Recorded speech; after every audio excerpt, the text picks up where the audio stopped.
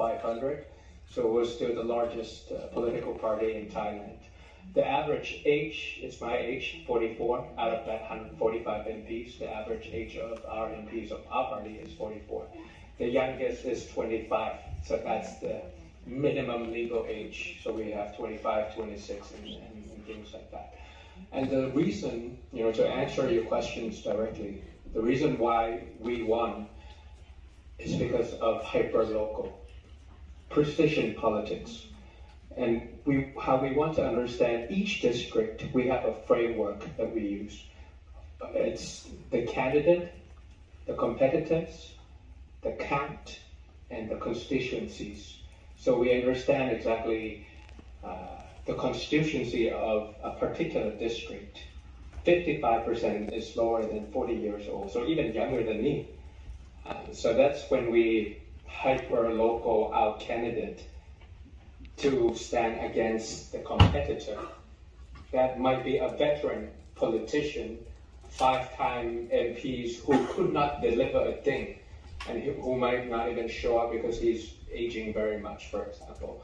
So if we understand the precision politics, the hyper-local, the big data of all these things, based on these framework, then we know which candidate, based on merit, that they will get a chance to run for that office. And that's how, when we use all these framework together, strong candidate, weak competitor, the previous count, we lost by 5% margin, so it's a quick win, it's a low-hanging fruit. We know that the constituencies are old or young. When we combine them together, then we have a political canvas of how we prioritize resources. And that's why the party was lean. Like, the main source of financing was $15 donation. We didn't ask for money from anybody else. So when it comes to these districts where the 25 and the 26 years old,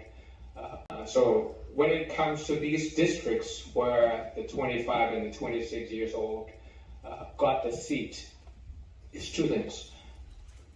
Paying it forward, imagining when we were young. You have to empower them with opportunities and empower them with skills. Usually it's one or the other. Like, you give them the opportunity and you throw them into a pack of wolves without teaching them the skills that is necessary.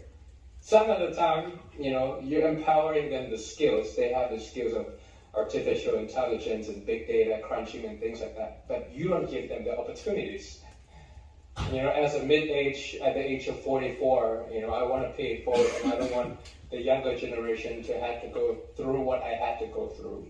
So I'm giving them both the opportunities, and I understand that I have to develop the skills that they needed to become a good member of parliament at 25, where credibility is at risk. They'll ask you, you're 25 years old, what do you know about politics?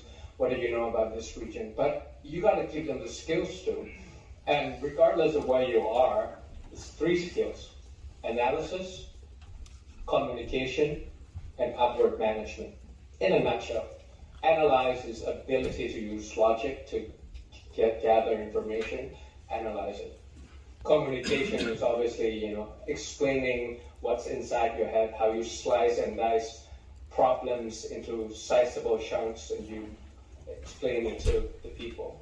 And then the last one is upward management, which is the skill. How do you have a constructive, candid conversation with people who are older than you or from a different group? It's a skill, it's like a muscle. You gotta really teach them and learn from one another of how we can have this kind of things. Because if you don't do upward management, especially in Asia, where seniority is a thing, then no matter how good you are at analysis, no matter how good you are at communication, you're not going to be able to obtain your seat at the table where you give them the opportunities, and that's how they will prosper.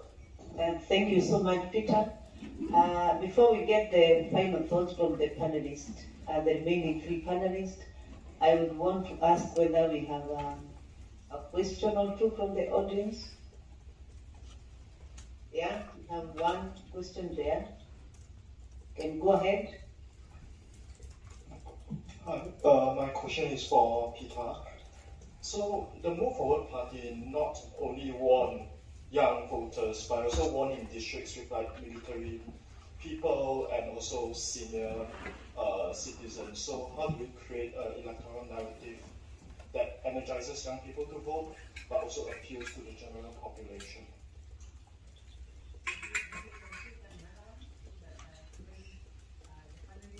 Finally, when the panelists answer, we are coming to conclude. Any other question from the audience? If there's none, I will ask Peter to answer that question, then we have the final thoughts from the panelists.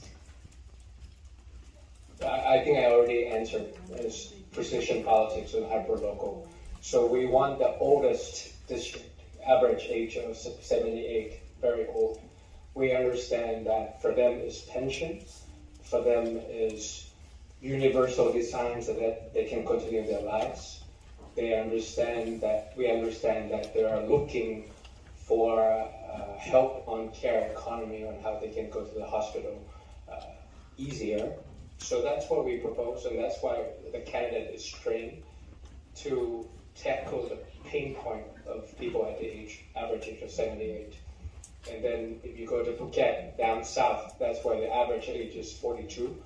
It's a different pain point, and we have a candidate that goes exactly to that. Thank you very much. I know the question has been elaborately answered. I come to you with probably your